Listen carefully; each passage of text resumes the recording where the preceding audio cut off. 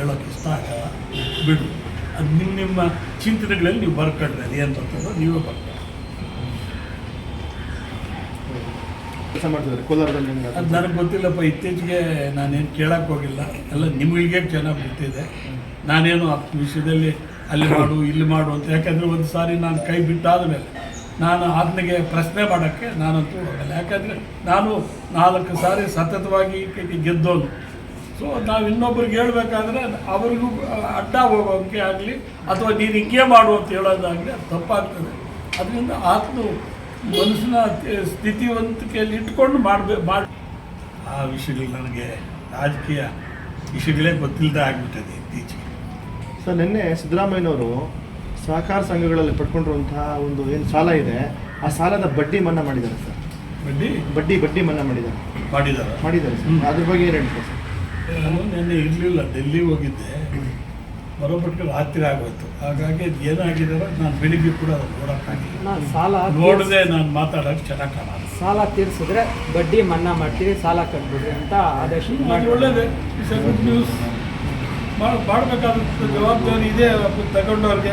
ಅದು ಕಾಸಿಲ್ದಿರ ಎಷ್ಟು ಬಡ್ಡಿ ಇದೆ ಅನ್ನೋದು ತಿಳುವಲ್ಲ. ಫ್ರೀಯಾಗಿ ಸಿಗೋವಾಗ ಅವರು ನೇರವಾಗಿ ಮಾಡಿದರೆ ಇವಾಗಲೂ ಕೂಡ ಅವ್ರಿಗೂ ಅನುಕೂಲ, ಸಮಾಜಕ್ಕೂ ಅನುಕೂಲ, ಉಳಿದವ್ರಿಗೂ ಅನುಕೂಲ. ಅಲ್ಲ ಸರ್, ನೀವು ವೇಮಗಲ್ ಸಮಾವೇಶ ಮಾಡಿ ಅಲ್ಲಿ ಸಂಪೂರ್ಣ ಸಾಲ ಮನ್ನಾ ಮಾಡ್ತೀವಿ ಅಂತ ಹೇಳಿದ್ರೆ ಮಹಿಳಾ ಸಂಘಗಳು, ಈಗ ಬಡ್ಡಿ ಮಾತ್ರ ಮನ್ನಾ ಮಾಡಿದ್ದೀರಾ, ಅದ್ರ ಬಗ್ಗೆ ಏನು ಹೇಳ್ತೀರಾ ಸರ್? ಬಡ್ಡಿ ಕೊಡೋದು ಸರ್ಕಾರ ಎಲ್ಲ ಪೂರ್ತಿ ಕೊಡೋದ್ರಲ್ಲಿ ಎಜುಕೇಷನ್ ಕೊಡಲಿಲ್ಲ, ಬಂದಿಲ್ಲ. ಅದು ಬರ್ತದೆ. ಅದಕ್ಕೆ ಮೊದಲು ಇವತ್ತು ಈ ಕಾಯಿಲಾ ಮನುಷ್ಯರದ್ದು ಬಂದಿದೆ, ಸುಮಾರು 10 ಜನಕ್ಕೆ ಬಂದಿದೆ. ಹೆಸರುಗಳೆಲ್ಲ ಬೇಕಾ? ಹಾಂ, 10 ಜನಕ್ಕೆ ಬಂದಿದೆ. 2,30,000 ರೂಪಾಯಿ ದುಡ್ಡು ಈಗ ತಾನೇ ಕೊಟ್ಟು ಕಳಿಸಿದ್ದೀನಿ ಅವರಿಗೆ, ಪೇಷಂಟ್ಗಳಿಗೆ. ಸೊ ಇದು ಭಾಳ ಮುಖ್ಯ. ಮತ್ತು ಓದೋ ಮಕ್ಕಳಿಗೆ ಮುಂದಿನ ವಾರದಲ್ಲಿ ಬರ್ತದೆ ಅಂತ ಹೇಳಿದ್ದಾರೆ. ನಾನು ಮೊನ್ನೆ ಡೆಲ್ಲಿಗೆ ಹೋಗಿದ್ದೆ, ಅಲ್ಲಿ 7 ಬಂದಿದ್ದೀನಿ. ಅಲ್ಲಿಯೂ ಬರೋ ಅವಕಾಶಗಳಿವೆ ಅಂತ ಹೇಳಲಿಕ್ಕೆ ಇಚ್ಛೆಪಡ್ತೀನಿ. ಎಷ್ಟು ವರ್ಷಗಳಿಂದ ನಾನು ಸುಮಾರು 40 ರೆಡಿ ಮಾಡ್ಕೊಂಡಿದ್ದೀವಿ ಕೋಲಾರಳ್ಳಿ ಅಂತ. ಒಬ್ಬ ಅಭ್ಯರ್ಥಿನ ರೆಡಿ ಮಾಡ್ಕೊಂಡಿದ್ದೀವಿ ಕೋಲಾರಳ್ಳಿ. ಗೊತ್ತಿಲ್ಲ, ಆತನಿಗೆ ಕೇಳ್ಬೋದು, ನನಗೆ ಗೊತ್ತಿಲ್ಲ. ಆತನ ಹೇಳಿ ಕೇಳಿದರೆ ಯಾರು ಕೇಳ್ತವ್ರೆ. ನಿಮಗೆ ಯಾರ ಕಡೆ ಒಲವಿದೆ ಸರ್? ನಿಮಗೆ ಒಲವು ಯಾರ್ದಲ್ಲ? ನಾನು ಯಾರ್ದು ಅದ್ರ ಜೊತೆ ಪ್ರಶ್ನೆನೇ ಮಾಡಿಲ್ಲ, ಸುಮ್ಮನೆ ತಿಂಕು ಮಾಡಲಿಲ್ಲ ಯಾರು ಮಾಡಬೇಕು ಏನು ಅಂತ.